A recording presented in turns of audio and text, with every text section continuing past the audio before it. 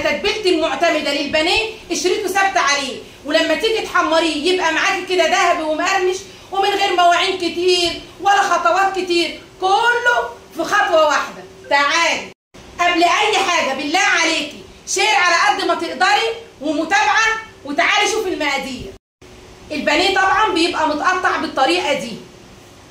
المقادير بقى 3 بيضات، توم باودر، بصل باودر، فلفل اسود، كزبره ناشفه ناعمه، بهارات فراخ، بابريكا، وفي الخلاط بصلايه وطماطمايه هننعمهم قوي، دقيق وملح. ننزل بالبيض، ننزل بقى بمعلقه من كل التوابل اللي انتوا شايفينها دي، نقلبهم بقى كويس جدا. هننزل بقى بالتتبيله دي وعليها البصل والطماطم، نص كوبايه دقيق، وبعد القوام بقى كده زي ما انتوا شايفين ننزل بقى كده بالبانيه زي ما انتوا شايفين.